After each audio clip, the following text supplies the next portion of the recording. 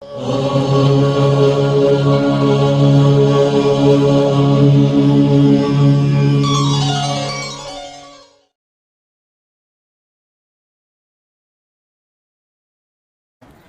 আমরা শুরু করি।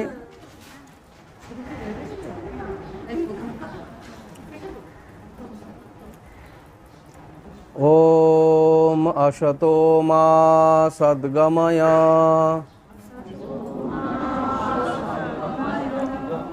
তমসো মা জ্যোতির্গময়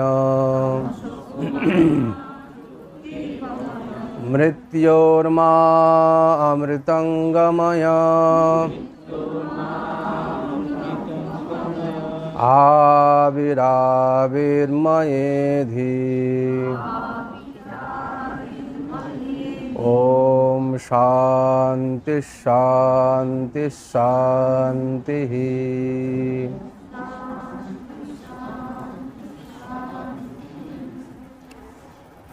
আমাদের গুরু মহারাজজি শনিবার দিন করে এই একটা বেদান্ত চর্চার ক্লাস করতেন। তাতে বহুদিন ধরে অনেক গ্রন্থের চর্চা উনি করেছেন, যেমন আমাদের তত্ত্ববোধ, বেদান্ত সার, যেমন আমাদের বিবেক চূড়ামণি, যোগবাশিষ্ঠ সার, এই সমস্ত করার পরে উনি ঈশোপনিষদ, কঠোপনিষদ, কেনোপনিষদ ইত্যাদি উপনিষদে প্রবেশ করেছিলেন। তারপরে আশ্রমের দীর্ঘদিন ধরে এই ক্লাস প্রায় 3 বছর 4 বছর হতে গেল চর্চা হয়নি। এক তো লকডাউন, তারপরে মহারাজজির অসুস্থতা। তো আমরা আবার যেরকম আমাদের দৈনিক পাঠ শুরু হয়েছে, আমাদের প্রত্যেক বুধবার বুধবার রামায়ণ পাঠ চলছে আশ্রমে, সেরকমভাবেই আমাদের এই পাঠটা আমরা আজকের থেকে আমরা চালু করলাম। বিধিবৎ আমরা এখন এই গুরু পূর্ণিমার পর থেকে সব আশ্রম মঠ মন্দিরেতে একটা চাতুর্মাস্য ব্রত হয়। বিশেষ করে আদিগুরু শঙ্করাচার্য পরম্পরায় বা সমস্ত পরম্পরায়, বৈষ্ণব পরম্পরায়, রামানুজ পরম্পরায়, সর্বত্রই একটা চাতুর্মাস্য ব্রত হয়। আর শঙ্করাচার্যের পরম্পরায় সব শঙ্করাচার্যরাই এই চাতুর্মাস্য ব্রত করবার জন্য তারা এক জায়গাতে স্থিত হয়ে যান। মানে এই 2 মাস, এখন তো চাতুর্মাস্য ব্রতটা 2 মাস হয়ে গেছে, মানে এই আষাঢ়ী পূর্ণিমাতে শুরু হয় আর এই দুর্গা পুজোর আগে গিয়ে শেষ হয়ে যায় আর কি। এই 2 মাস অন্তত শঙ্করাচার্য এবং অন্যান্য যারা বৈদান্তিক আচার্য মহাপুরুষ আছেন সারা ভারতবর্ষেই, তারা এই 2 মাস এক জায়গায় স্থিত হয়ে সকালবেলার দিকে কোনো না কোনো বেদান্তের গ্রন্থে স্বাধ্যায় করেন এবং বিকেলবেলায় কোনো না কোনো গ্রন্থের প্রবচন করেন। শাস্ত্রে বলছে স্বাধ্যায় প্রবচনাভ্যাম ন প্রমোদিতব্যম। বেদ নির্দেশ করছে যে স্বাধ্যায় এবং প্রবচন থেকে কখনো বিরত হবে না। সেই জন্যে এই স্বাধ্যায় এবং প্রবচন, স্বাধ্যায় মানে হচ্ছে কোনো গ্রন্থের পাঠ বা অভ্যাস। যেমন রোজ যদি আমি সেই শ্লোকটা না পড়ি, যেমন আমরা গীতা পড়ি, গীতা যদি নিত্য আমরা না পড়ি তাহলে আমাদের এটা মুখস্থ হবে না। আর মুখস্থ না হলে পরে আপনি যতই বই দেখে পড়ুন, মুখস্থের একটা আলাদা মহিমা আছে। সেই ছন্দ, সেই গীতার সেই শ্লোকের যে গান, সেগুলো আমাদের পাঠ করলে পরে মুখস্থ দেখবেন ভেতরে একটা ঊর্জা আসে, ঝঙ্কার আসে। এরকম আমরা যখন ছেলেদের বেদ পাঠ শেখাই, তখন তাদের আগে প্রথমে বেদের মন্ত্রর অর্থ বলার আগে তাদের স্বাধ্যায় শেখানো হয়। মানে কি করে মন্ত্রটা পাঠ করতে হয়, মন্ত্রটা পাঠ করলে তার গতি প্রকৃতি কীরকম, কোন ব্যাকরণ মেনে তাকে পাঠ করতে হবে, এইসব শেখানো হয়। এই শেখানোটাই হচ্ছে, শেখাটাই হচ্ছে স্বাধ্যায়। আর প্রবচন হচ্ছে শুনে মনন করা, শ্রবণ করা, সেই গ্রন্থের গুড়ো থেকে গুড়ো তত্ত্ব আলোচনা, সেইগুলোকে শ্রবণ করা, তার নাম হচ্ছে প্রবচন। ওই জন্যে বেদ নির্দেশ করছেন যে স্বাধ্যায় প্রবচনাভ্যাম ন প্রমোদিতব্যম। স্বাধ্যায় প্রবচন থেকে কখনো বিরত হইও না। আমাদের সেই সূত্র ধরেই এখন একটা পূর্ণ সময়ও চলছে, এই চাতুর্মাস্য ব্রতের পূর্ণ সময়। এই সময় অন্যান্য বছরে সাধু সন্তরা প্রবর্জা গ্রহণ করেন চারিদিকে ধর্ম প্রচারের জন্য, সনাতন ধর্মের রক্ষার জন্য তারা বিভিন্ন স্থানে স্থানে তারা ভ্রমণ করেন। কিন্তু এই অন্তত 2 মাস তারা এক জায়গায় স্থিত হয়ে প্রবচন এবং সাধ্যায় এবং প্রবচন নিয়ে তারা থাকেন। আমাদের প্রেম মন্দির আশ্রমে এরকম রোজ করা এখনও সম্ভব হয়ে ওঠেনি, তাহলে আমরা ঠিক করেছি সপ্তাহে অন্তত একদিন আমরা এই সাধ্যায় আর প্রবচনের মধ্যে থাকব। আমরা কোনো এরকম একটা গ্রন্থ ধরেছি, বিশেষ করে আমরা যোগ বাশিষ্ঠ সার এবং বিবেক চূড়ামণি, অনেকে নতুন এসেছেন যারা এই গ্রন্থের সঙ্গে পরিচিত নন, এই গ্রন্থের নাম হয়তো শুনেছেন কিন্তু গ্রন্থের সঙ্গে পরিচিত নন। আর একটা কথা মহারাজজি বলতেন যে গীতা খণ্ড ইক্ষু দণ্ড গিলিলে আস্বাদ নাই, গুরু পাশে বসে বসে সরসে চিবানো চাই। যতই আমরা বাড়িতে এই বইটা পড়ি কেন, কিন্তু সেই বইটার মধ্যে কি রস আছে সেইটা কিন্তু আমরা যতক্ষণ না এই আলোচনা সভায় বসবো ততক্ষণে রসটা পাওয়া যাবে না। ওই জন্য ঠাকুর শ্রী রামকৃষ্ণদেবও বলতেন যে পাঁজিতে লেখা আছে বিষাড়া জল, নিগড়লে 1 ফোঁটাও পড়ে না। সেরকম শাস্ত্রের মধ্যে কি রস আছে, তার মধ্যে কি মধুর থেকে মধুরতর বিষয় আছে, এগুলো যত আলোচনা শোনা যাবে তত মনে হবে যে আমরা একটা আস্বাদন পাবো।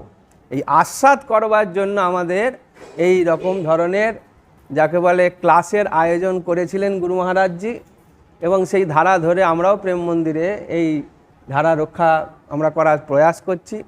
যারা এখানে উপস্থিত হয়েছেন বা যারা এই ইউটিউব চ্যানেলের মাধ্যমেও দেখবেন তাদের কাছেও এটা আমরা বলবো যে এগুলোকে আমরা যখনই শুনুন না কেন এই শোনাটাও বাড়িতে একটা নিয়ম মেনে আপনারা শুনবেন।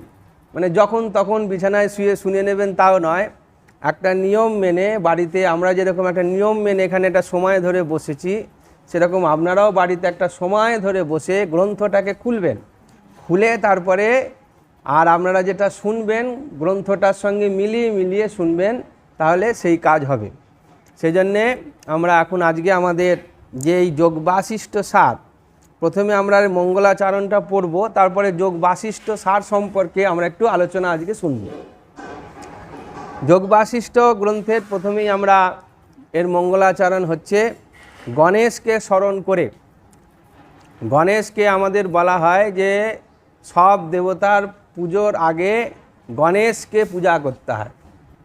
ওই জন্যে আমাদের কর্মকাণ্ডের মধ্যেও বলা হয়েছে যে গণেশানা পূজাধিক্য, আগে গণেশকে পুজো করে তত অন্যান্য দেবতার পূজা করতে হয়। আমাদের যেমন পঞ্চদেবতার পূজার প্রচলন আদিগুরু শঙ্করাচার্য করেছিলেন। গণেশঞ্চ দীনেশঞ্চ বন্যী শিব শিবাম, শিব বন্যী বিষ্ণু শিব শিবাম। যার প্রথমেই গণেশের পুজো।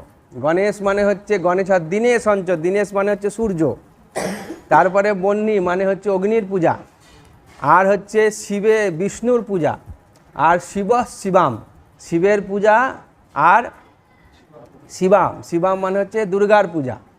এই 5 দেবতার পূজার প্রচলন জগৎগুরু শঙ্করাচার্য করেছিলেন। কিন্তু সর্বাগ্রে যে কোনো গ্রন্থ রচনার ক্ষেত্রে, গ্রন্থ পাঠের ক্ষেত্রে গণেশকে আগে স্মরণ করতে হয়। সেজন্য দেখুন বইয়ের মঙ্গলাচরণ শ্লোকের প্রথমেই লেখা আছে শ্রী গণেশায় নমঃ।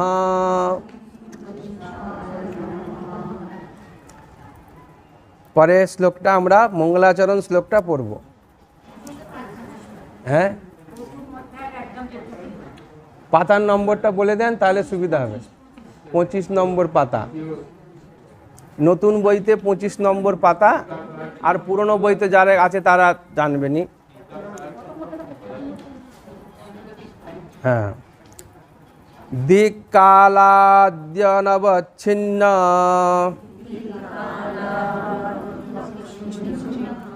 দিক্কালাদ্যনবচ্ছিন্ন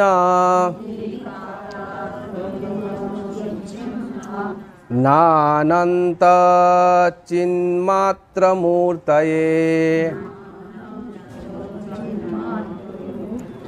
নানন্ত নানন্ত চিন্মাত্র মূর্তয়ে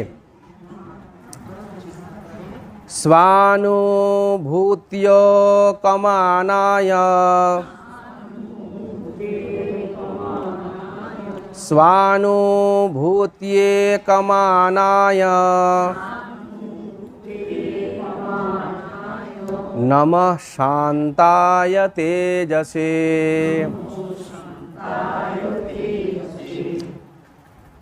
এই শ্লোকের যেটা অন্বয় করেছেন সেটা বলছেন যে দিক কাল আদি অনবিচ্ছিন্ন অনন্ত চিন্মাত্র মূর্তয়ে স্ব অনুভূতি একমানায় শান্তায় তেজসে নমঃ। অনেক অনেক মঙ্গলাচরণ শ্লোকেতে যিনি গ্রন্থকার সেই গ্রন্থকারের নাম থাকে, এই শ্লোকের মধ্যে মঙ্গলাচরণ গ্রন্থে এনার নাম নেই। আমরা প্রথমে শ্লোকটার অর্থ একটু বুঝি, তারপরে এই যোগ বাশিষ্ঠ সম্পর্কে আমরা একটু কাহিনী শুনব। প্রথমেই বলা হচ্ছে দিক কাল। দিক মানে হচ্ছে 10 দিক। 10 দিক মানে পূর্ব পশ্চিম, উত্তর দক্ষিণ, ঈশান অগ্নি, নৈঋত বায়ু, ঊর্ধ্ব আর অধ, এই নিয়ে বলা হয় 10 দিক। এই 10 দিকে 10 জন দেবতার অধিষ্ঠান আছে। যেমন হচ্ছে পূর্ব দিকে হচ্ছে ইন্দ্রের, প্রথমে হচ্ছে ইন্দ্র, পূর্ব দিকে হচ্ছে ইন্দ্রের অধিষ্ঠান, তারপরে অগ্নিকোণে অগ্নিদেবের অধিষ্ঠান, তারপরে দক্ষিণ দিকে যমের অধিষ্ঠান, তারপরে নৈঋত কোণে নৈঋতির অধিষ্ঠান, তারপরে পশ্চিম দিকে হচ্ছে বরুণের অধিষ্ঠান, বায়ুকোণে বায়ু দেবতার অধিষ্ঠান, আর উত্তর দিকে হচ্ছে কুবেরের অধিষ্ঠান, আর ঈশান কোণে হচ্ছে ঈশান দেবতার অধিষ্ঠান, ওপর দিকে হচ্ছে ঊর্ধ্বে হচ্ছে ব্রহ্মার অধিষ্ঠান, আর তলায় নিচে হচ্ছে অনন্তের অধিষ্ঠান, অধ অনন্তের অধিষ্ঠান। একে বলা হয় দিক দেবতা। 10 দিকে 10 দেবতার অধিষ্ঠান হয়। আর কাল, কাল কি? কাল মানে হচ্ছে ভূত, ভবিষ্যৎ এবং বর্তমান, এই তিনটেকে একসঙ্গে বলা হয় কাল। কাল শব্দ মানেই ত্রিকাল ধরতে হবে, অর্থাৎ সময়, সময়ের 3টে ভাগ, একটা হচ্ছে পূর্ব, একটা হচ্ছে মধ্য, আর একটা হচ্ছে উত্তর। পূর্বকালকে বলা হচ্ছে অতীতকাল, মধ্যকাল হচ্ছে বর্তমানকাল, আর উত্তরকাল হচ্ছে ভবিষ্যৎকাল। এই 3 কাল এবং দিক আদি অনবিচ্ছিন্ন, যেখানে কোনো রকম অবকাশ নেই। অবকাশ মানে যেমন ধরুন এখানে বায়ু প্রবাহিত হচ্ছে বা আকাশ বিদ্যমান আছে, এই আকাশটা যেমন অবিচ্ছিন্নভাবে রয়েছে, সর্বত্র রয়েছে, সেরকমভাবে অনবিচ্ছিন্নভাবে কি রয়েছেন না অনন্ত চিন্মাত্র মূর্তয়ে। অনন্ত, অনন্ত মানে যার কোনো অন্ত নেই তাকে বলা হয় অনন্ত। সর্বব্যাপীকে বলা হয় অনন্ত। আর চিন্মাত্র, সৎ, চিৎ আর আনন্দ, একে বলা হচ্ছে একসঙ্গে সচ্চিদানন্দ। এর মধ্যে যে চিৎ অর্থাৎ ব্রহ্মের স্বরূপকে বলা হচ্ছে সৎ চিৎ আনন্দ। তিনি সৎ, তিনি চিৎ আর তিনি আনন্দ স্বরূপ। চিৎ শব্দের অর্থ হচ্ছে চেতনা। চেতনা মানে যেমন একটা গাছ আছে, গাছটা কি করে জীবিত আছে, বা আমরা রয়েছি, আমরা কি করে জীবিত রয়েছি। এই জন্যে যেমন বায়ুটা প্রবাহিত হচ্ছে, বায়ুটা কেন প্রবাহিত হচ্ছে, কোনো না কোনো একটা তো তার মধ্যে শক্তি আছে, একেই বলা হচ্ছে চেতনা, অর্থাৎ চিন্মাত্র। মূর্তয়ে, তাকে মূর্তির স্বরূপ যিনি, তার মানে দেখা গেল যে এনাকে কোনো রকম কোনো মানে কালী, লক্ষ্মী, গণেশ, শিব এরকম যে মূর্তি, সেরকম মূর্তির কোনো কল্পনা হলো না। এখানে সর্বব্যাপী অনন্ত যে হয়ে রয়েছেন ব্রহ্মাণ্ড, তার সেখানে কল্পনা হলো, এই জন্য বলা হচ্ছে মূর্তয়ে। আর স্বা অনুভূতি, নিজ অনুভূতি, এখানে অন্য কারোর অনুভূতির কথা বলা হয়নি।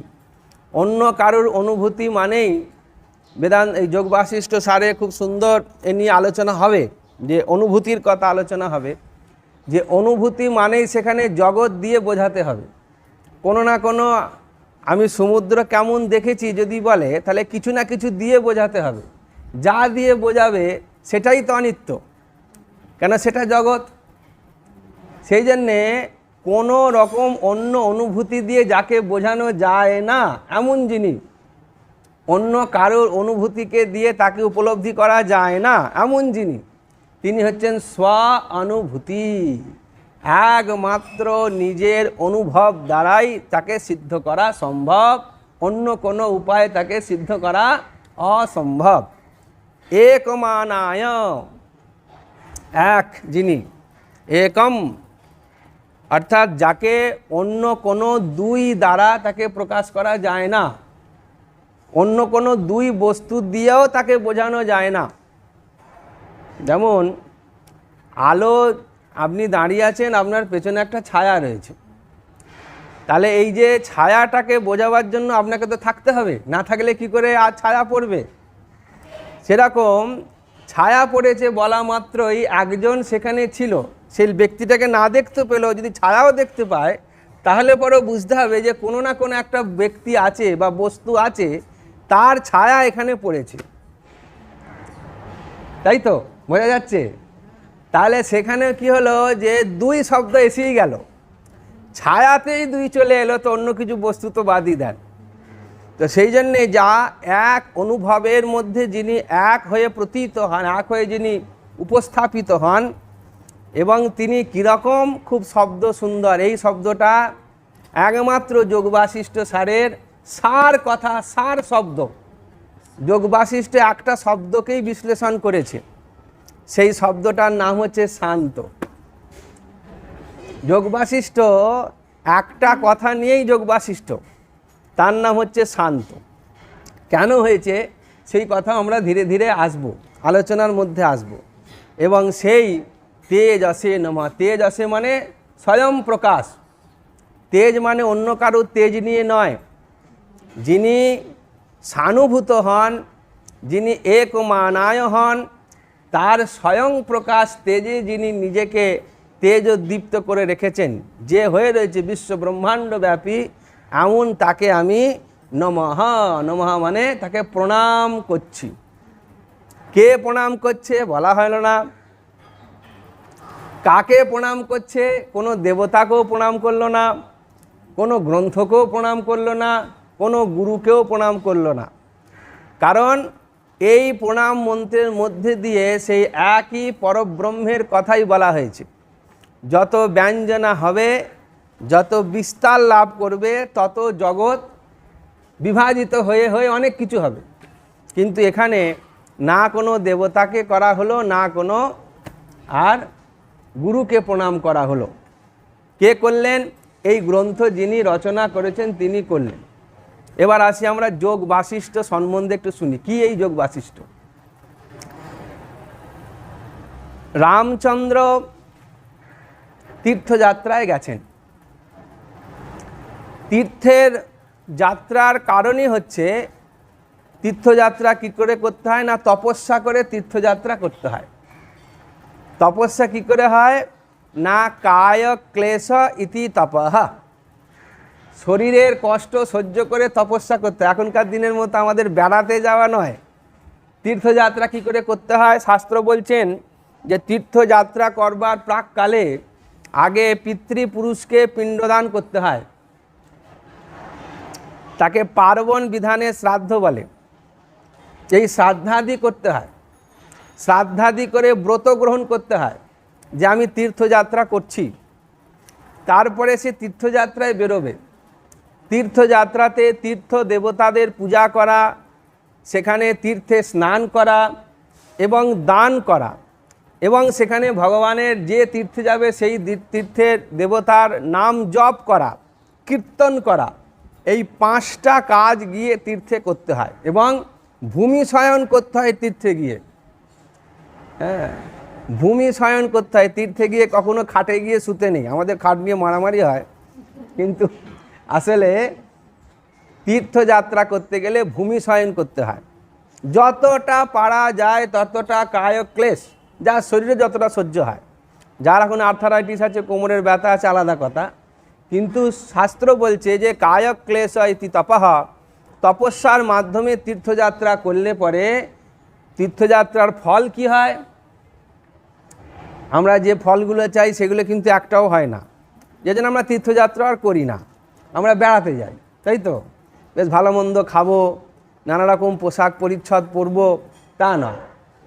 এবং তীর্থযাত্রাতে কোনো কোনো জায়গায় দেখা যায় ওই মহারাজ এটা খুব বলতেন, মানে বলতেন দুটোর বেশি কাপড় মানে তীর্থযাত্রায় নিয়ে যেতে নেই।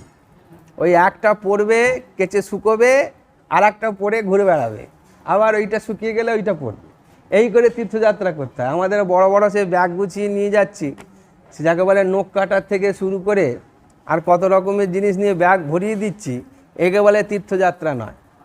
কায় ক্লেশ হয়, যতটা শরীরে ক্লেশ হয়, দরকার হলে একবেলা খেয়ে থাকবে। সেখানে গিয়ে দেবতাদের প্রসাদ খাওয়ার কথা বলা হয়েছে। এই যে যদি পালন করা যায় তাহলে তীর্থযাত্রা সম্পন্ন হয়। প্রভু শ্রী রামচন্দ্র এরকমই তীর্থযাত্রা করেছিলেন, রাজার ছেলে হয়েও। দশরথের ছেলে, দশরথের সুপুত্র, জ্যেষ্ঠ পুত্র, তিনি তীর্থযাত্রা করেছেন। এই তীর্থযাত্রার ফল কি? শাস্ত্রে বলছে তীর্থযাত্রার ফল হচ্ছে চিত্ত শুদ্ধি। তীর্থযাত্রা করলে চিত্তের শুদ্ধিকরণ হয়, মলিনতা দূর হয়, সেই জন্য তীর্থযাত্রা করতে হয়। দেবতাদের দর্শন যোগ্য হওয়া যায় তীর্থযাত্রা করলে। দেবতাদের প্রসাদ পাওয়ার যোগ্যতা অর্জন করতে হয় তীর্থযাত্রা করে। সেই জন্যে এই তীর্থযাত্রার মধ্যে দিয়ে প্রভু শ্রী রামচন্দ্র যখন ফিরলেন, তিনি একদম পুরো অযোধ্যাপুরীতে ফিরে পুরো চুপচাপ হয়ে গেলেন। কারোর সঙ্গে কোনো কথা বলছেন না, কারোর সঙ্গে কোনো ব্যবহার করছেন না, খাবার কোনো স্পৃহা নেই, শোবার কোনো স্পৃহা নেই, কথা বলার স্পৃহা নেই, রাজ্য নিয়ে স্পৃহা নেই। দশরথ চিন্তিত হয়ে পড়লেন যে ছেলে আমার গেল তীর্থযাত্রা করতে, ফিরে এসে একটা ছোট ছেলে, কতই বা বয়স তখন, পড়াশোনা শেষ করেছে, তারপরে তীর্থযাত্রায় গেছে। তীর্থযাত্রা করে যখন তিনি ফিরলেন তখন খুবই আনমনা হয়ে পড়লেন। তিনি কিছুতেই দেখলেন যে রামের কোনো স্পৃহা নেই কোনো কর্মে। তখন তিনি গুরুদেব বশিষ্ঠদেবকে ডাকলেন। গুরুদেব বশিষ্ঠ তিনি তখন প্রভু শ্রী রামচন্দ্রকে দেখে বুঝলেন যে এ পুরো নীরব হয়ে আছে, তার মানে এর ভেতরে অনেক কিছু প্রশ্ন আন্দোলিত হচ্ছে, ভেতরটা চিত্তশুদ্ধ হয়ে গেছে, পবিত্র হয়ে গেছে। এমনিতেই ভগবান প্রভু শ্রী রামচন্দ্র অবতার, তার আবার নতুন করে চিত্তশুদ্ধি হবার কথা নয়। কিন্তু একটা কথা মনে রাখতে হবে, প্রভু শ্রী রামচন্দ্র হচ্ছে লোকাভিরাম শ্রীরাম। তিনি আমাদের মতন লৌকিক ব্যবহার করেছেন। তিনি কোনো দিব্য অস্ত্র, তার ঐশী শক্তি পুরো রামায়ণের এ পাতা থেকে মলাট টু মলাট খুঁজে কোথাও পাবেন না যে প্রভু শ্রী রামচন্দ্র কোনো জায়গায় কোনো ঐশী শক্তির প্রকাশ ঘটিয়েছেন। মানসিং তনুমাশ্রিতম, মানুষের দেহ ধারণ করে মানুষের কথা তিনি বলেছেন। সেই জন্যে তাকে বলা হয় মর্যাদা পুরুষোত্তম, তিনি মানুষের কথা বলেছেন। তার মধ্যে যে তীব্র একটা বৈরাগ্য এসেছে সেটা গুরু বশিষ্ঠদেব তিনি বুঝতে পারলেন। তিনি যখন বুঝলেন তখন বশিষ্ঠদেব রামচন্দ্রকে যে আলোচনা করেছিলেন, যে উপদেশ করেছিলেন, এই রামচন্দ্রজির প্রশ্ন এবং বশিষ্ঠ দেবের উত্তর, এই নিয়ে হলো যোগ বাসিষ্ঠ। মূল যোগ বাসিষ্ঠতে যে গ্রন্থ আছে তাতে ৩৬,০০০ শ্লোক আছে। মূল যোগ বাসিষ্ঠতে ৩৬,০০০ শ্লোক আছে। আর তাকে পরবর্তীকালে অনেক পরে কোনো এক গ্রন্থকার, সম্ভবত তিনি কাশ্মীরের কোনো পণ্ডিত ছিলেন, তিনি এই গ্রন্থ থেকে ৬,০০০ বাছা বাছা শ্লোক নিয়ে তিনি যোগ বাসিষ্ঠ আর একটা করেছিলেন। যোগ বাসিষ্ঠকে মূল রেখে, যেমন আমরা আগে ওই ঘটনাটা শুনেছি যে আমরা যে মহাভারত বর্তমানে পাঠ করি সেই মহাভারতকে বলা হয় সংহিতা। মহাভারত সংহিতা, মহাভারত মূল যে মহাভারত, যাকে বেদব্যাসজি রচনা করেছিলেন, বলছেন ব্যাস বিরচিতম গণেশ লিখিতং মহাভারতে দিব্য কথা। দুটো লোকের নাম আছে, এক হচ্ছে ব্যাস বলেছেন, আর গণেশ লিখিতম, গণেশ সেটাকে লিখেছেন। এই মহাভারত যেটা লেখা হলো সেটা হয়ে গেল তখনকার দিনে কত শ্লোক ছিল? 60 লক্ষ শ্লোক ছিল, 60 লাখ। বেদব্যাসজি দেখলেন যে 60 লাখ শ্লোক পড়বে কে? উনি 30 লাখ শ্লোক পাঠিয়ে দিলেন দেবলোকে, রইল 30 লাখ। তা উনি নাকশিটকে বললেন যে না, এও পড়তে পারবে না। 15 লক্ষ শ্লোক পাঠিয়ে দিলেন তিনি পিতৃলোকে, গন্ধর্বলোকে। 15 লক্ষ শ্লোক পাঠিয়ে দিলেন তিনি গন্ধর্বলোকে, বাকি রইল 15 লাখ। তাও দেখলেন এও পড়তে পারবে না। তখন তিনি 14 লক্ষ শ্লোক পাঠিয়ে দিলেন পিতৃলোকে, আর বাকি রইল কত? 1 লাখ। ওই জন্য আমরা যখন গীতা পড়েন কি পড়েন? ইতি শ্রী মহাভারতে শত সাহস্রাম, তারপরে শব্দটা সংহিতায়াম। সংহিতায়াম মানে সংক্ষিপ্ত আকারে রচনা, তার নাম সংহিতা। এই রকম সেই পণ্ডিত মশাই, বিরাট তখনকার দিনের পণ্ডিত, তিনি এই যোগ বাসিষ্ঠের কত শ্লোক বললাম? কত হাজার? হ্যাঁ, 36,000। 36,000 শ্লোক যে রচনা হয়েছিল, তার থেকে একটা সংহিতা করে 6,000 শ্লোকে তিনি এটাকে সম্পন্ন করলেন। 6,000 শ্লোক। এরপরে এই যে গ্রন্থ আমরা পড়ছি, এতে তো নিশ্চয়ই 6,000 শ্লোক নেই। এতে শ্লোক সংখ্যা কত? 223টি শ্লোক এই বইটার ভেতরে আছে। 6টি অধ্যায় বিভাজিত হয়েছে, আর এর মধ্যে 223টি শ্লোক আছে। কোনো কোনো জায়গায় 220 কোনো কোনো গ্রন্থে পাওয়া যায়, আর কোনো কোনো গ্রন্থে এটা 223 বলা হয়েছে। আমাদের এই বইটার মধ্যে 223টা শ্লোক আছে। এই যে শ্লোক বলা হলো, এই যে 223টি শ্লোক কে রচনা করেছে আজ অবধি তার কোনো ট্রেস পাওয়া যায়নি, তার নাম পাওয়া যায়নি।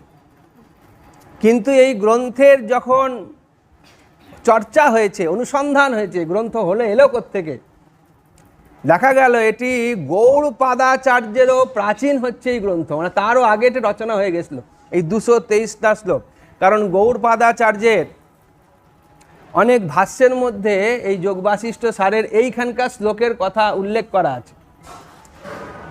আদিগুরু শঙ্করাচার্য পর্যন্ত এই বইয়ের কোনো না কোনো অংশ গ্রহণ করেছিলেন, সেজন্য তারও রচনার মধ্যে কোনো না কোনো রেফারেন্সের মধ্যে এটা দেওয়া আছে।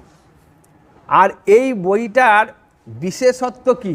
এই বইটা আমাদের যার জন্যে পরে আমরা গিয়ে পড়বো, তাহলে আমরা বেদান্ত কিছুটা আশ্রমে চর্চা হয়েছে, আমরা সেখানে দেখেছি অনুবন্ধ চতুষ্টয়ের কথা বলা হয়েছে।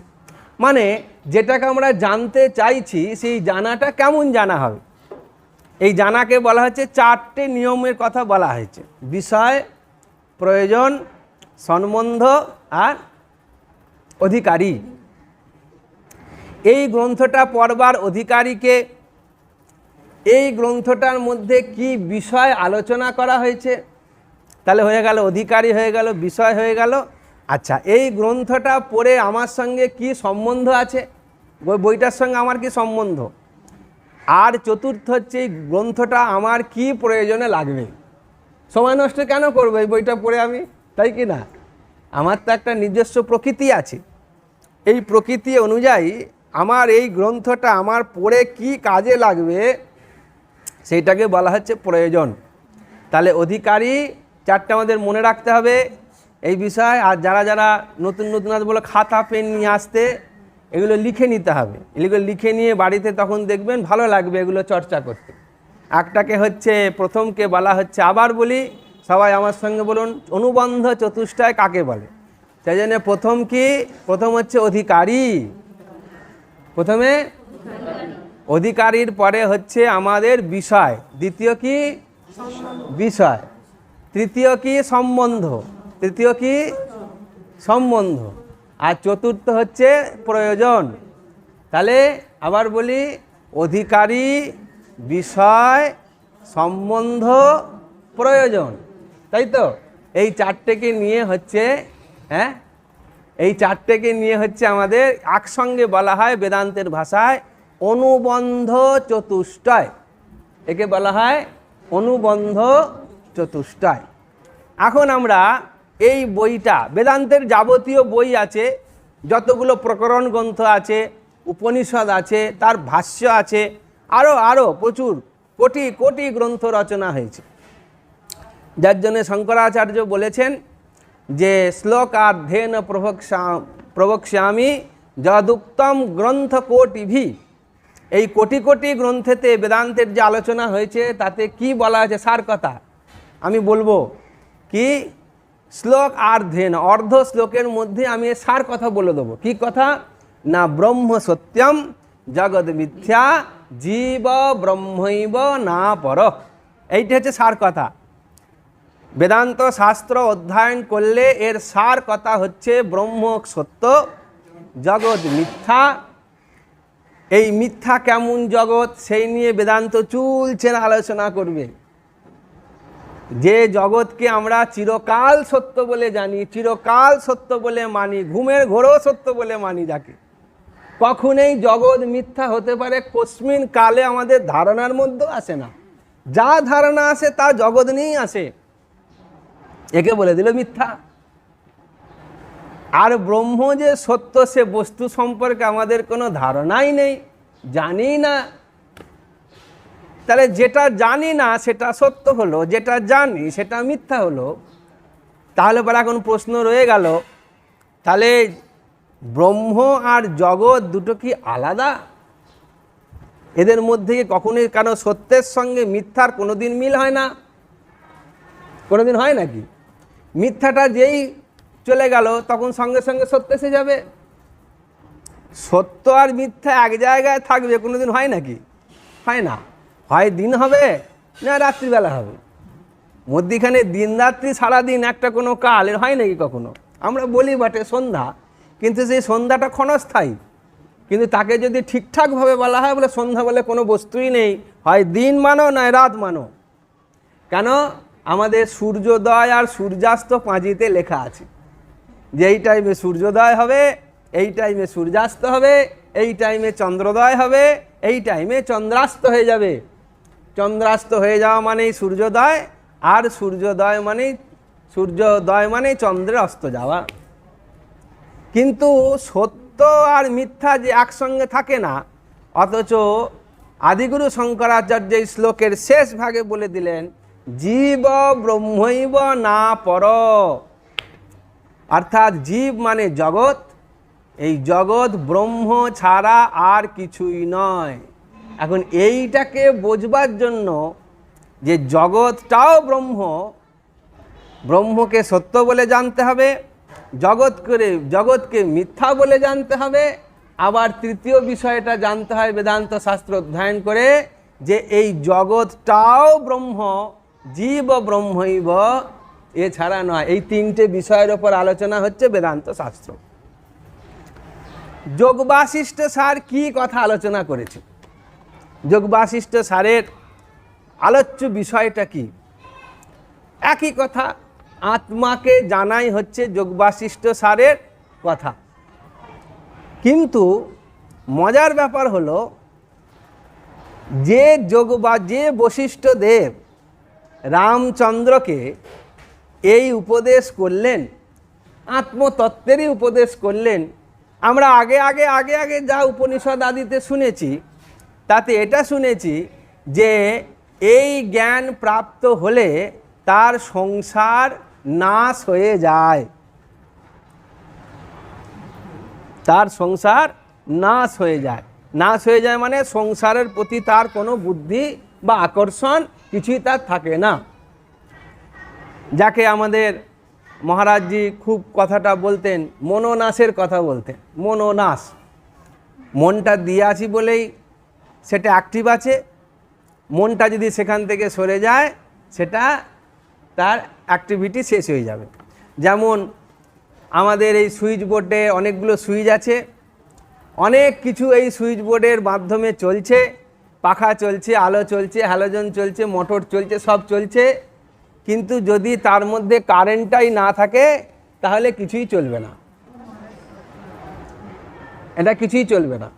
সেরকম আমাদের যে মনটা, হ্যাঁ আমি জানি না, সেটা ওদেরকেই এসে বলতে হবে, ওদের খবর, যারা খবর দিতে খবর কর, ঠিক আছে।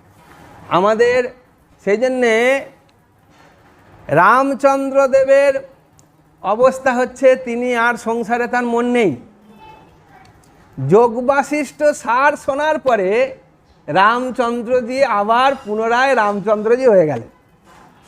কি আশ্চর্য বিষয়!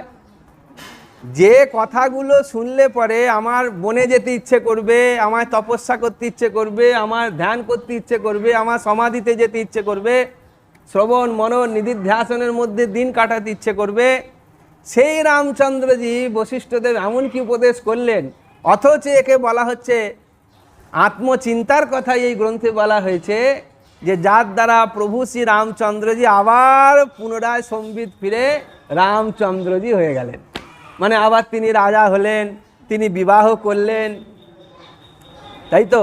তিনি তার নিজ পত্নীর জন্য অশ্রু বিসর্জন করলেন, যুদ্ধ করলেন, আবার ফিরে এসে তিনি রাজা হলেন। পুরো রামায়ণটা তারপরে ঘটনাটা ঘটল।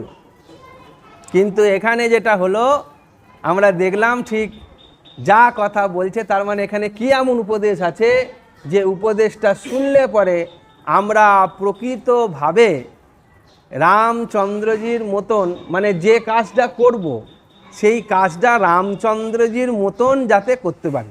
তার মানে আমরা জগৎকে নিয়ে থাকব, আমরা জগতে সংসারও করব, আমরা জগতের সঙ্গে ব্যবহারও করব, আমরা জগতের শোক দুঃখের মধ্যেও থাকব, অথচ নির্লিপ্ত থাকব, সেগুলো আমাকে কিছুই স্পর্শ করবে না। আমরা দেখেছি ভগবান শঙ্করের কথা শিবপুরাণের মধ্যে আছে। এখন শ্রাবণ মাস, একটু শিবের কথা দিয়ে একটা কথা শুনুন। আপনারা সবাই জানেন যে সতী মাতাকে নিয়ে তিনি আর কি করলেন না, যাত্রা, সতী আগুনে ঝাঁপ দিলেন। তারপরে সেই সতীর দেহ নিয়ে পুরো একদম বিশাল ধুমধুমার কাণ্ড হলো। তারপরে সেই সতীকে আর নিয়ে সেই বীরভদ্র গিয়ে সেখানে গিয়ে বিরাট একটা ঝামেলা ঝঞ্ঝাট হলো, বিশাল তাণ্ডব হলো সেখানে, একদম যাকে বলে আর দক্ষ যজ্ঞ করে নষ্ট করে দেয়া হলো, এবং দক্ষের গলা কেটে দিয়ে ছাগলের মুন্ডু তার মধ্যে, মানে তখনও দেয়নি, যক্ষের গলা কেটে ফেলে দেওয়া হলো। ব্রহ্মা পালিয়ে যেতে শুরু করলো, দেবতারা পালিয়ে যেতে শুরু করলো, মেরে ধরে হাত পা ভেঙে দিয়ে শিবের অনুচরেরা একদম তাণ্ডব করে দিল বীরভদ্র। যখন সবাই পালিয়ে গেছে তাদের তাণ্ডবে, দেবতারা কৈলাসে যাচ্ছে শিবকে দর্শন করতে, শিবের কাছে যাচ্ছে পরিত্রাণ পাওয়ার জন্য, তখন শিবকে কি দেখছেন যে একটি গাছতলায় শিব বসে আছেন, ভগবান শঙ্কর বসে তিনি বেদান্তের চর্চা করছেন, আর মুনি ঋষিরা বসে সেখানে তার বেদান্ত কথা শ্রবণ করছে, শান্ত নির্লিপ্ত। যে আগে তার স্ত্রী চলে গেছে বলে সে সারা ব্রহ্মাণ্ডে তাণ্ডব হয়ে গেছে, সে এখন বসে চুপচাপ, তার অনুচরেরা একদম ধ্বংস করে দিয়েছে পৃথিবী, তিনি চুপচাপ বসে গাছতলায় বসে বেদান্তের চিন্তা করছেন, বেদান্ত কথা আলোচনা করছেন, উপদেশ করছেন, প্রবচন করছেন, আর ঋষি মুনিরা সব বসে সেখানে প্রবচন শুনছে। কি অদ্ভুত বিষয়! এই যে শান্ত অবস্থার কথা, ওই জন্য এই মঙ্গলাচরণেই বলা হলে, এত কথা বলার পরে সেই কথাটাই ফিরলাম যে মঙ্গলাচরণে যে শান্ত হওয়ার কথা বলা হয়েছে, যেই গ্রন্থটা পাঠ করলে কি হবে, সে শান্ত হয়ে যাবে। শান্ত মানে মনের সমস্ত রকম তরঙ্গ তার মধ্যে আর কোনোদিনই উঠবে না। লৌকিক ব্যবহার হলেও মনের তরঙ্গ তাকে স্পর্শ করবে না, যেটা ব্যবহার থেকে ব্যবহার হবেই, কিন্তু তার সঙ্গে মনের কোনো তরঙ্গ সেখানে গিয়ে প্রবেশ করবে না। এই কথাটাই বলা হচ্ছে শান্ত কথা। যোগ বাশিষ্ঠ সারের মধ্যে যা যা আলোচনা হবে, রামচন্দ্রজির প্রশ্ন আসবে, বশিষ্ঠ দেবের উত্তর আসবে, কিন্তু মূল কথা হচ্ছে মনের তরঙ্গ নাশ হবে। তাহলে বিষয় হলো অধিকারীর কথা বললাম, বিষয়ের কথা বললাম, এবার বলুন আপনাদের প্রয়োজন আছে শান্ত হওয়া না নয়? তাই তো? তাহলে আমাদের এই মনের যে উথাল পাথাল তরঙ্গ, শোক দুঃখময় এই সাগর মহাসাগর মহাসমুদ্র, জলে ডুবে বসে থাকলেও যেন মনের জ্বালা মেটে না, বরফ মুখের মধ্যে পুড়ে দিলেও যেন মনের জ্বালা মেটে না, অপার সুখ ঐশ্বর্যের মধ্যেও যেন দুঃখের খচখচানি থেকেই যায়। এই যে কেন না মন তো তরঙ্গের মধ্যে রয়েছে, এই তরঙ্গকে শান্ত করাই হচ্ছে এই গ্রন্থের প্রতিপাদ্য বা এই উপদেশ বলছেন। এই গ্রন্থ সম্বন্ধে যা যা বলেছেন বা এই গ্রন্থের প্রশস্তি নিয়ে বলেছেন, স্বয়ং বশিষ্ঠদেব বলেছেন যে 3 বার যদি এই গ্রন্থ কেউ পরপর শ্রবণ করে, মানে পড়া হয়ে গেল আবার তাকে পড়া, আবার তাকে পড়া, এই রকম একটা ঘটনা এই যোগ বাশিষ্ঠ সার সম্পর্কে আপনারা ভূমিকা তো কিছুটা আমি যা বলছি কিছু কিছু ভূমিকাতেও পাবেন। সেখানে তেহরি বলেন, টেহরি বাঁধ আছে না আমাদের উত্তরাখণ্ডে, টেহরি একটা রাজা, মানে টেহরির রাজ্য, জায়গাটার নাম টেহরি। তার যে রাজগুরু ছিলেন, যিনি উত্তরকাশীতে থাকতেন, খুব বিখ্যাত মহাত্মা ছিলেন, তাকে একজন দৈনিক একজন মহাত্মা আসতেন যিনি এই যোগ বাশিষ্ঠ সার শোনাতেন। আর যোগ বাশিষ্ঠ সারেতে মাঝে মাঝেই যেখানে সেই উপদেশের কথা আসতো, একবার পরেই যিনি পাঠ করতেন সাধু মহারাজ, তিনি চুপ করে খানিকক্ষণ বসে থাকতেন, একদম চুপচাপ। আর মহারাজজিও কখনো শুয়ে, কখনো বসে, কখনো পাশ ফিরে উনি পাঠ করে যেতেন আর উনি খুব শুনতেন। তো উনি যখন চুপ করে যেত তখন মহারাজজিও চুপচাপ ওইরকম করেই শুয়ে থাকতেন, চুপচাপ থাকতেন। আবার যখন বলতেনও না যে কী গো তুমি থেমে গেলে কেন, পাঠ করো, বলতেন না।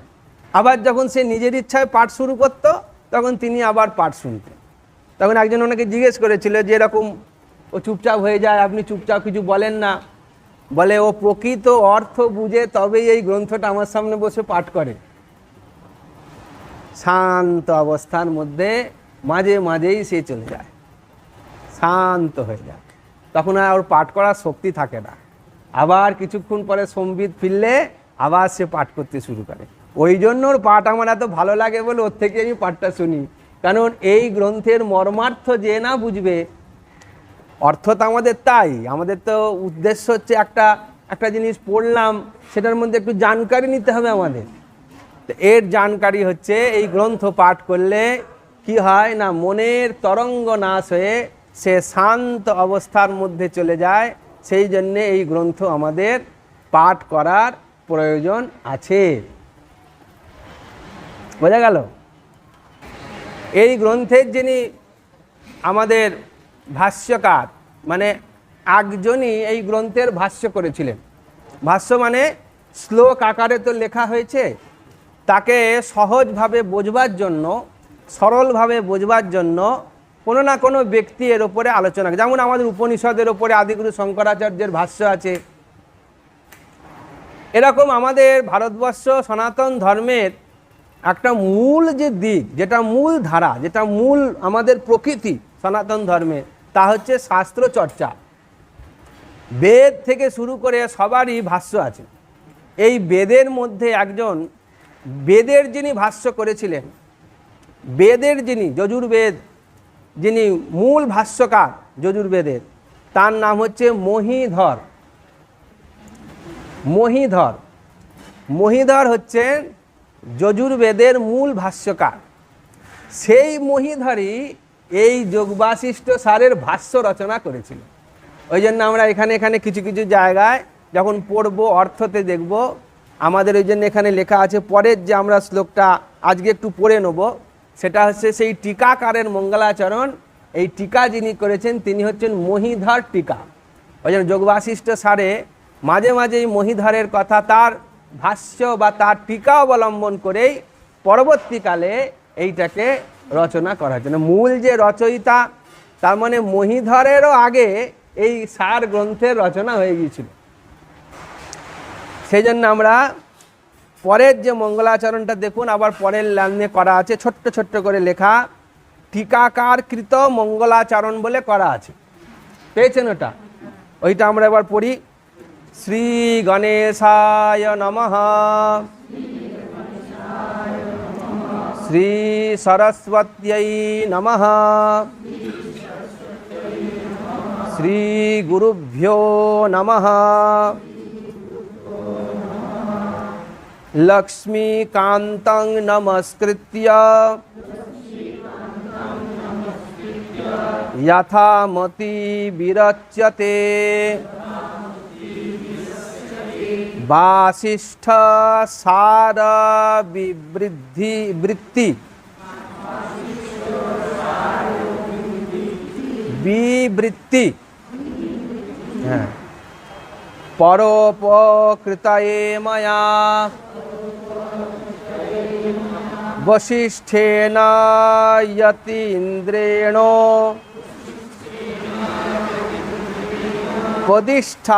প্রতিষ্ঠাদ্রাঘবং প্রতি।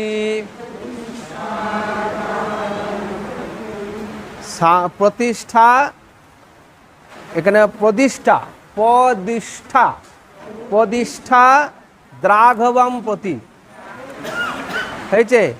সার মুদ্রিতবান কশ্চিৎ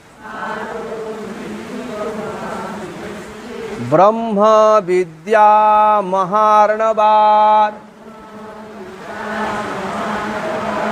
এখানে টিকাকার মঙ্গলাচরণ করেছেন। মঙ্গলাচরণ করে তিনি প্রথমে গণেশকে প্রণাম করেছেন, সর্ববিঘ্ন বিনাশায় গণেশায় নমো নমঃ। তারপরে তিনি সরস্বতীকে প্রণাম করেছেন, তারপরে তিনি গুরুদেবকে প্রণাম করেছেন, আর তারপরে বললেন লক্ষ্মীকান্তম, লক্ষ্মীকান্তম কমল নয়নম যোগ ধ্যান গম্যম। লক্ষ্মীকান্তম কাকে বলা হয়? নারায়ণকে বলা হয়। তো নারায়ণকে তারপরে নমস্কার করেছেন। যথামতি যথামিতি, যথামতি অর্থাৎ তাকে চিন্তা করে আমার যেরকম মতি হয়েছে বা আমি যেরকম বুঝেছি বা যেরকম বুদ্ধি আমার হয়েছে সেই দিয়ে আমি বিরচ্যতে, আমি রচনা করেছি। কি রচনা করেছি? বশিষ্ঠ সার বিবৃত্তি। বশিষ্ঠ যা কথা বলেছিলেন তা সার কথা আমি বিবৃত্তি, আমি সেটাকে রচনা করলাম। মানে কেন করলাম রচনা? বলছেন পরোপকৃতায় মায়া, অপরের কল্যাণ হবে, উপকার হবে। এটা গ্রন্থটা পড়লে কেউ না কেউ কোনো না কোনো দিন, কোনো না কোনো সময়, কবে মহিধর লিখেছেন চিন্তা করুন, কত হাজার বছর আগে, আর আজকে আমরা বসে প্রেম মন্দিরে পড়ছি এই গ্রন্থ। তার মানে আরও হাজার বছর পরে কেউ না কেউ কোনো না কোনো মন্দিরে, কোনো না কোনো পাঠশালায় চর্চা হবেই হবে। এই হচ্ছে সনাতন ধর্মের মাধুর্য। বিশ্লেষণ করা, একটা কিছু বলে দিয়ে, বেদ যখন বলা হয়ে গেছে তারপরে তার ভাষ্য না করলেই হতো। গীতা ভগবান বলে দিয়ে গেছেন, তার ভাষ্য না করলেই হতো। কে বলেছিল এত ভাষ্য করতে? কিন্তু যে যার মতি অনুযায়ী এই স্বাধীনতা আমাদের শাস্ত্র দিয়েছে, যে যার মতনভাবে তাকে ভাবনা করেছেন, চিন্তা করেছেন, সেই কন্টেন্টটাকে চিন্তা করেছেন। সেই জন্যে এখানেও মহিধরজি তিনিও সেইভাবে বলছেন যে আমি আমার যথামতি আমি একে চিন্তা করে একে রচনা করলাম। কেন করলাম? পরের উপকার করবার জন্য। বশিষ্ঠেন যতীন্দ্রেণ, তিনি জ্যোতি, বশিষ্ঠ জ্যোতি ইন্দ্র। জ্যোতি মানে হচ্ছে যাকে বলা হয় যার ভেতরে আত্মজ্যোতি প্রজ্বলিত হয়ে রয়েছেন, যিনি, তার মানে যিনি আত্মজ্ঞানী ব্যক্তি, এমন ব্যক্তিকে বলা হয় জ্যোতি। সেই জ্যোতিদের মধ্যে যিনি ইন্দ্র, ইন্দ্র মানে শ্রেষ্ঠ। ইন্দ্র শব্দের অর্থ এখানে ইন্দ্র মানে দেবরাজ ইন্দ্র নয়, শ্রেষ্ঠ শব্দের অর্থ হচ্ছে ইন্দ্র। সেই ইন্দ্র তিনি কে না? বশিষ্ঠেন, বশিষ্ঠ। সেই বশিষ্ঠ দেব তার কি না? উপদিষ্টা দ্রাঘবম প্রতি। উপদিষ্ট হয়েছেন কার প্রতি? উপদিষ্ট হয়েছেন না রাঘবের প্রতি। রাঘব মানে রামচন্দ্র। তাহলে বশিষ্ঠদেব এই গ্রন্থ বা এই উপদেশ রামচন্দ্রকে করেছেন, এটা প্রমাণ হয়ে গেল। তিনি করেছেন। আর সারমুদ্ধৃতবান কশ্চিৎ, কশ্চিৎ দিয়ে দেওয়া হয়েছে। এইখানেই প্রমাণ হচ্ছে এই গ্রন্থের কে প্রকৃত রচয়িতা তার নাম পাওয়া যায় না। মহীধর নিজে বলছেন যে কশ্চিৎ, কেউ কখনো এ সার বস্তুকে উদ্ধৃত করে নিয়েছিল। সারম উদ্ধৃতবান, উদ্ধৃতবান মানে এটা অতীতকালে ব্যবহার হলো, মানে মহীধর বলছেন তারও অতীতকালে এটা উদ্ধৃত করা হয়েছিল, তার মানে অতীতে ব্যবহার হলো। সারম উদ্ধৃতবান কশ্চিৎ ব্রহ্ম বিদ্যা মহার্ণবাদ। এই কি উদ্ধৃত করলেন? এই ব্রহ্ম বিদ্যাকে। তার মানে এইটা যা বলা হলো, এই গ্রন্থের সার কথা কি? ব্রহ্মবিদ্যা, ব্রহ্মকে জানবার কথা, ব্রহ্ম সম্পর্কিত কথা, বা এক কথা বলতে গেলে ব্রহ্মবিদ্যা। এই ব্রহ্মবিদ্যাকে মহার্ণবাদ, মহান যে সাগর, অর্ণব শব্দের অর্থ হচ্ছে সমুদ্র বা সাগর। কিরাম সাগর না, মহাসাগর, মহার্ণবাদ। সেই মহার্ণবাদ থেকে, সেই সাগর, মহাসাগর থেকে উদ্ধৃত করে তার সার কথা, কেন যোগ বাসিষ্ঠ জন্য বললাম 36,000 শ্লোক রয়েছে ওর ভেতরে, তার মধ্যে থেকে সার হচ্ছে 220টা বা 223টা শ্লোক। এটাকে যিনি উদ্ধৃত পূর্বে আমারও আগে করে গেছেন, আমি তার কথা নিয়েই এটাকে আমার মতন করে তাকে ব্যাখ্যা করছি লক্ষ্মীকান্তকে স্মরণ করে। আর এটা রচয়িতা ছিলেন বশিষ্ঠদেব, বা বলেছিলেন বশিষ্ঠদেব। কাকে বলেছিলেন? রামচন্দ্রকে। কোনো এক ব্যক্তি ওই দুজনের কথার যে সার কথা, তাকে তিনি সংগ্রহ করেছিলেন। আমি তার কথা অনুযায়ী বা তার রচনা অনুযায়ী আমি একে আমার বুদ্ধিতে যতটুকুন আসে আমি ব্যাখ্যা করলাম। হয়ে গেল, আজকে অবধি থাক, সময় অতিক্রান্ত। শঙ্করম শঙ্করাচার্যম কেশবম বাদরায়ণম সূত্রভাষ্য কৃতৌ বন্দে ভগবন্তৌ পুনঃ পুনঃ। ঈশ্বর গুরুরাত্মেতি মূর্তিভেদ বিভাগিনে व्योमवाद व्याप्तदेहाय दक्षिणामूर्तये नमः। स्निग्धं हास्यां वदनकमले लोचने प्रेमदीप्तिः भाले ज्योतिशिरसि च जटाजूटचूडापि संगा नित्यं यस्य स्फुरति हृदये शुद्ध वात्सल्यधारा बालानन्दो भूरि विजयते वैद्यनाथ स्वरूपः। गुरुर्ब्रह्मा गुरुर्विष्णु गुरुर्देव महेश्वर गुरु साक्षात् परं ब्रह्म तस्मै श्री गुरवे नमः।